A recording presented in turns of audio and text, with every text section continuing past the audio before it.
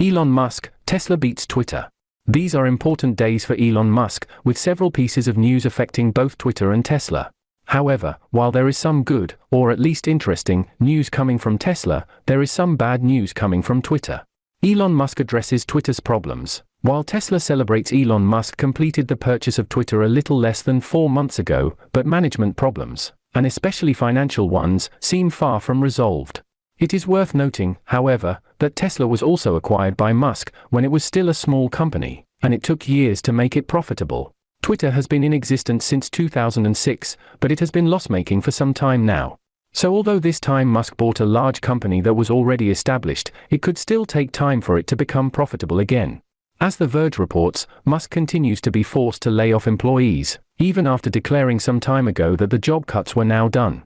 In fact, on the 21st of November last year, after reducing Twitter's workforce by about 2/3 in a matter of weeks, he gathered the remaining Twitter employees at its San Francisco headquarters to tell them that the layoffs were over. Instead, he is continuing the layoffs. The Verge claims Musk has made at least 3 more rounds of layoffs after promising to stop making them.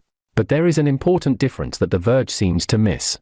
In fact, the layoff campaign prior to the 21st of November had been massive, with cuts of several thousand employees having a major impact on the company's workforce. In contrast, subsequent shifts have affected far fewer people, with minimal impact on the total workforce. For example, the last of these additional rounds of layoffs affected only a few dozen employees in the sales and engineering departments last week, which is far fewer than the number of employees laid off in the first weeks of November. So while it is true that Elon Musk lied when he promised a stop to layoffs, it is also true that the great workforce reduction campaign ended in November itself. Not least because it is possible that the employees laid off after the 21st of November were replaced with new hires, with probably very little impact on the company's overall workforce. Ads on Twitter. The sale of ad space is the largest source of revenue for the company. At this time, it appears that Musk wants to focus the efforts of Twitter's development team on trying to improve the system of collecting and publishing ads from advertisers, because he believes there is a problem of relevance. In fact, the less an ad meets the interest of the user viewing it, the less market value it has. If the ads that are shown on Twitter to different users have low relevance to their individual and specific interests, the market value of those ads is low, thus limiting the interest of advertisers and their willingness to pay a lot for them. This also reduces revenue for the company, creating a problem. Twitter before the Musk era had come to have 2 problems: too much spending and too little revenue. The expense problem now seems to be under control, thanks largely to mass layoffs, but the revenue problem is still there. Elon Musk's idea is to change ad targeting so that it works like Google Ads, based on the keywords that are searched. It is not clear how he wants to make it work technically, but it is important to remember that Musk started out as a software developer, so he is experienced enough in these matters to have a clear idea of how to go about it. The problem is that he has only given the engineers a week to solve the problem. There are also other problems, although fewer than the serious ones caused by the revenue shortfall. For example, it appears that the Supreme Court wants to hold Google and Twitter accountable regarding the 2017 ISIS attack in Istanbul, that is, years before the Musk era. Google would be implicated because it owns YouTube.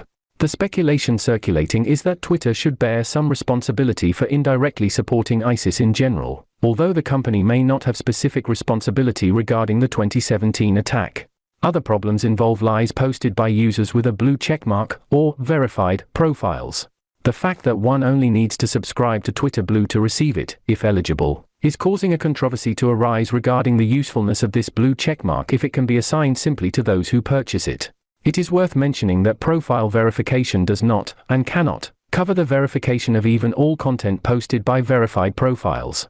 Elon Musk and Tesla's good news. Twitter in the background. Tesla was born 20 years ago, and the following year Elon Musk bought a majority stake. It took the company many years to grow enough to become profitable, and many today ignore how difficult it was.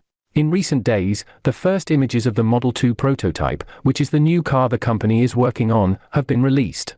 By now Tesla is producing and delivering thousands of cars every quarter, with production having become for all intents and purposes mass production.